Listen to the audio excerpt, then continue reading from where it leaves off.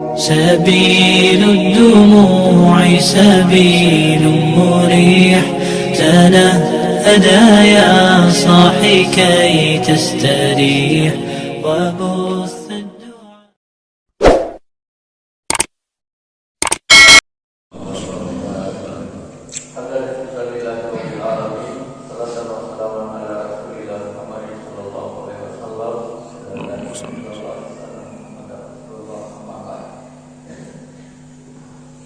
Bapak Ibu dan saudara kita masih rahimahullah. Ini masjid pertama pada kami. Setelah sekian lama kita berkeliling berpindah-pindah, kami pernah atau beberapa kali keluar kota, baru gaya terutama. Maka kepada panitia dan jemaah Masjid Nurul Ihsan, kami sampaikan informasi tambahan dari sampaikan dari Pak Jamal tadi. Gerakan ahad subuh berjamaah ini kami singkat dengan gas berjamaah. Gerakan ahad subuh gas berjamaah dipelopori oleh pimpinan cabang Muhammadiyah Benteng. Masih dijangkau bukan hanya di Kecamatan Benteng, tapi juga beberapa masjid di luar Kecamatan Benteng. Ini perpaduan antara hablum minallah, hablum minannas. Hablum minallah kita sholat subuh di awal waktu berjamaah. Luar biasa fadilah yang kita dapatkan di situ.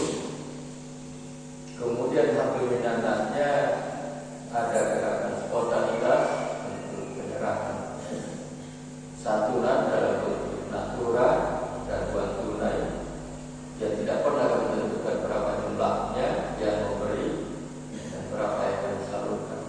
Tapi itu adalah keputusan aplikasi antara komunitas ini dengan panitia dan jamaah.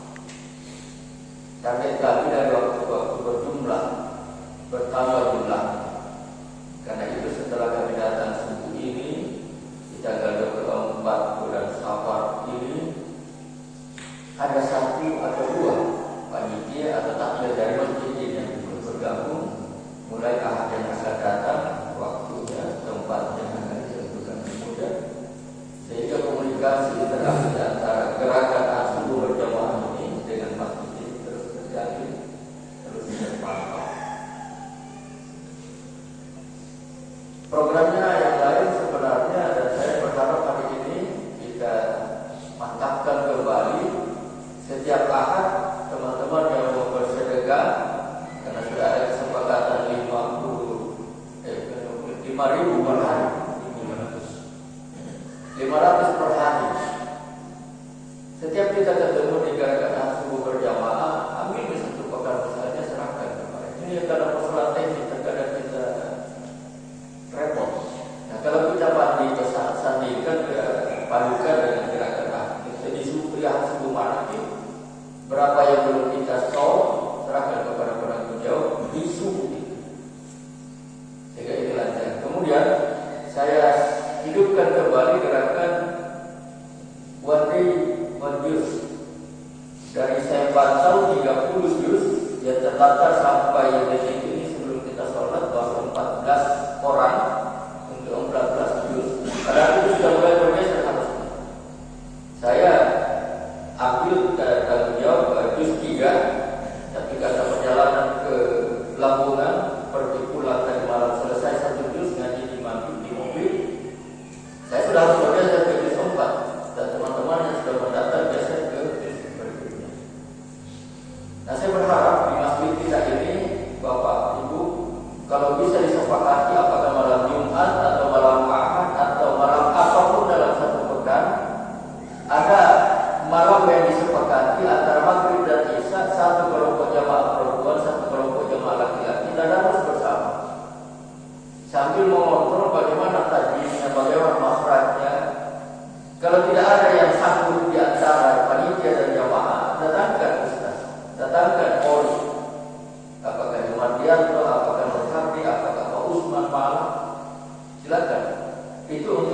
meningkatkan kuantitas dan kualitas jamaah.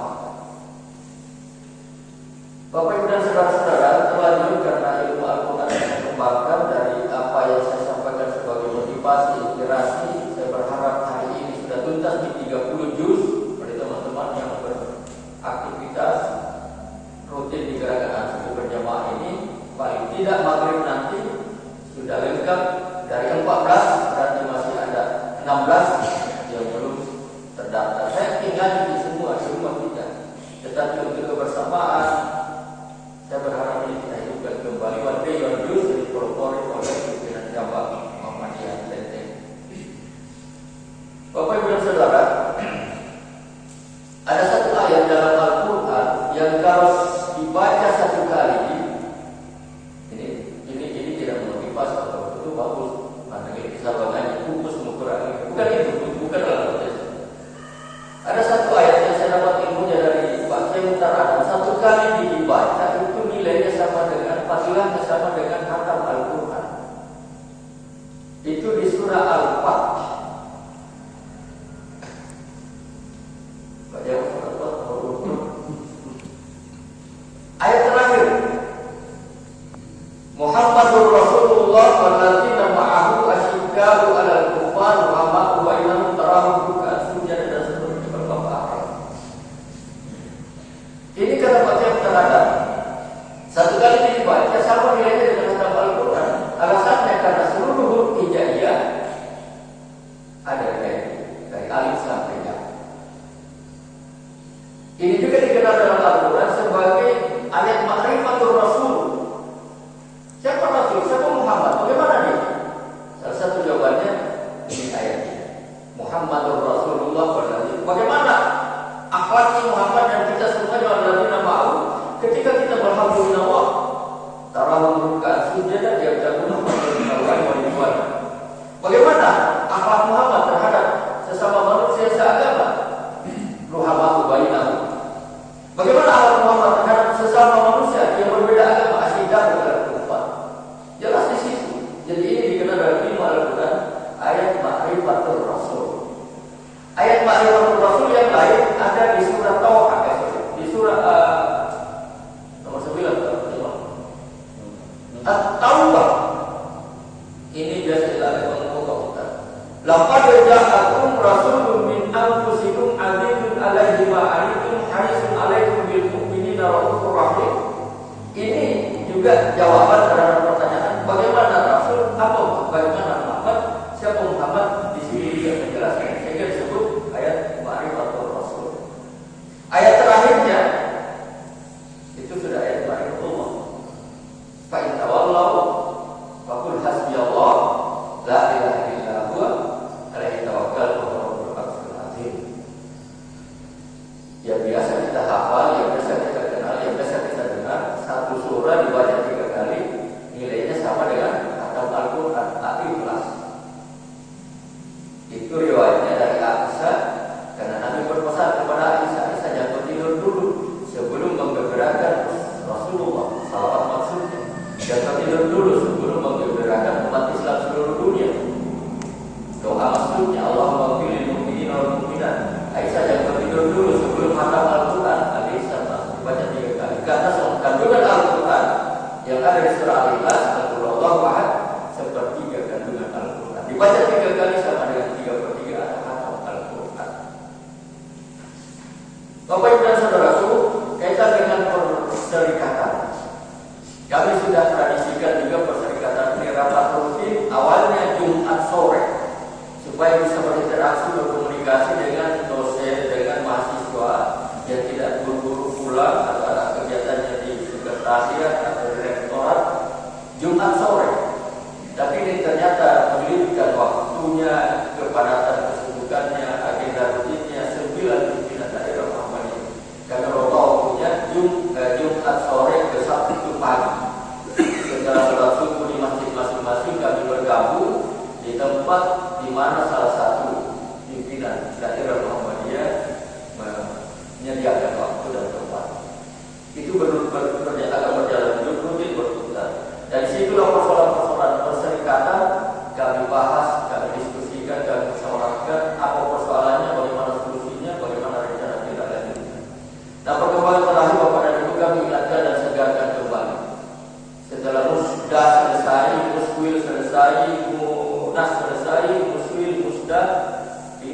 teruskan dengan musjab. Karena itu teman-teman pimpinan cabang Muhammadiyah Benteng, saya berharap dari awal sudah siapkan laporannya. Jangan ada kesan bahwa pimpinan cabang Muhammadiyah Benteng kegiatannya hanya gerakan taat subuh berjamaah. Ini hanya kegiatan majlis tabligh. Tapi perlu ada laporan-laporan lain, kegiatan-kegiatan lain, aktivitas-aktivitas lain dari sejak dulu sampai akan berakhir untuk sekaligus persiapan musjab. Ya, kami harapkan selesai tuntas seluruhnya di bulan September ini. Bapak Ibu dan saudara-saudara yang kami hormati, untuk pembangunan insya Allah kita akan kedatangan tamu 37 orang. Cukup banyak untuk melakukan monitoring, evaluasi berkaitan dengan program vokasinya Unhas, dipimpin oleh dekatnya Prof. Restu, akan datang ke Selayar di sekitar tanggal 19. Kami sudah tawarkan juga kepada pimpinan daerah Muhammadiyah ada perjalanannya lingkungan hidup keliling pulau untuk melakukan monitoring lingkungan hidup, pembinaan dan pemantauan itu di tanggal 19 sampai tanggal 9 sampai tanggal 16. Mudah-mudahan pimpinan daerah Muhammadiyah untuk bergabung supaya musjabnya di Kecamatan Pulau juga selesai. Kami ajak Pak Berlaga atau pimpinan daerah yang lain. Kemarin kita kedatangan tamu ada 7 orang ya, Pak Abdullah, ini untuk melakukan pembinaan sebenarnya, sambil silaturahim, pembinaan mutu. Kebetulan kedua lembaga penjamin mutunya Unhas itu Prof. Rizal, ada Pak Mu'i sepupu satu kali saya, dan mereka akan memantau bagaimana perkembangan ITSPM agar dijaga kualitasnya supaya tidak menjadi informasi buruk bagi warga masyarakat dan mahasiswa orang tuanya. Di samping terus kita mencari sumber dana untuk beasiswa bagi yang berprestasi, beasiswa bagi yang finansialnya tidak mampu tetapi intelektualnya lumayan bagus. Ini Bapak Ibu dan saudara-saudara informasi yang kami kembangkan, informasi yang kami ulang, informasi yang kami ingatkan. Mudah-mudahan 1-2 di antara takmir panitia ini saya berkenan ikut untuk gerakan subuh berjamaah. Terakhir sebagai penutup, Dewan Masjid sementara merapat. Karena setelah kita rapat ternyata banyak sekali masukan-masukan yang perlu kita komunikasikan. Harus dalam bentuk workshop, tidak boleh dalam bentuk rapat.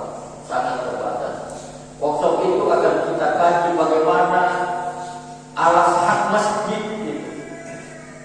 Karena bukan rahasia lagi, banyak anak durhaka di Muhammadiyah kita temukan di beberapa kabupaten.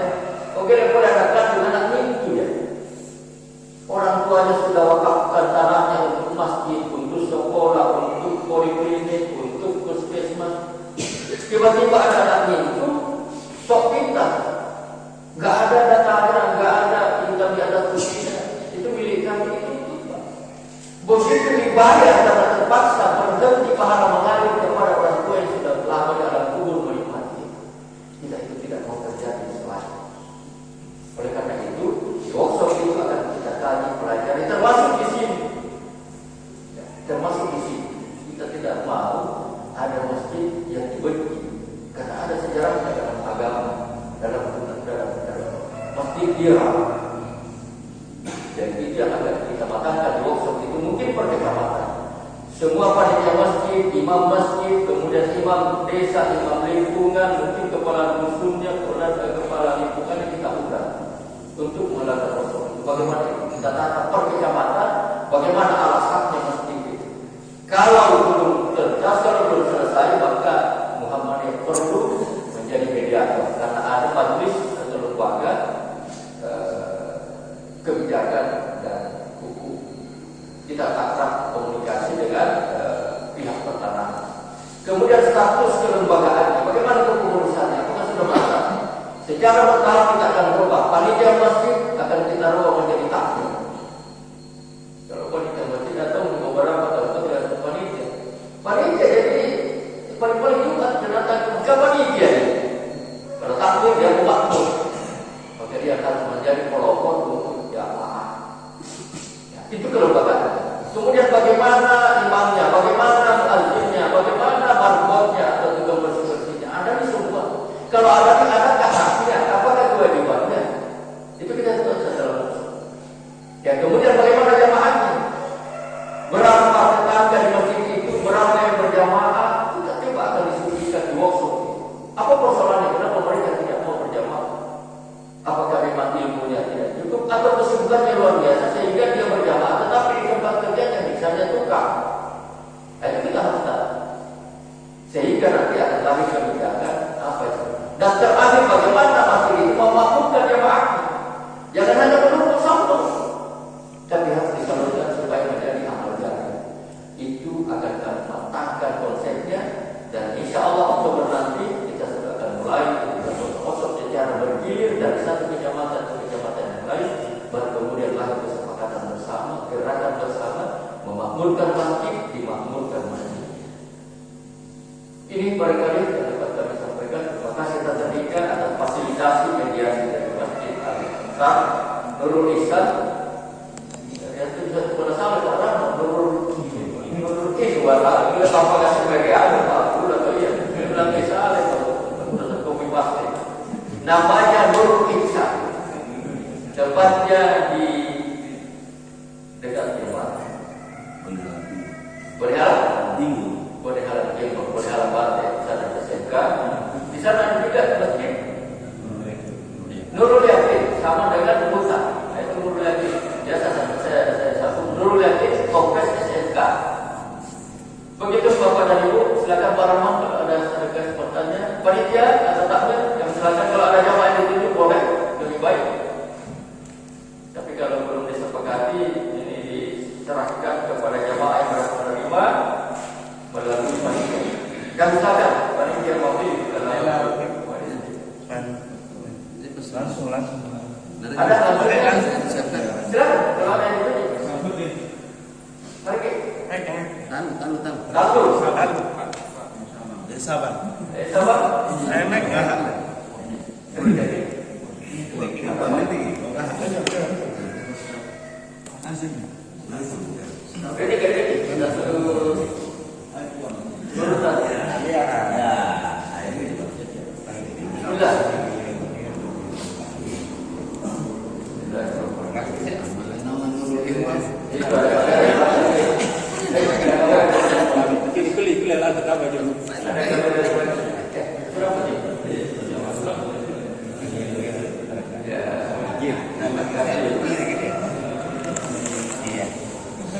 Silakan Pak.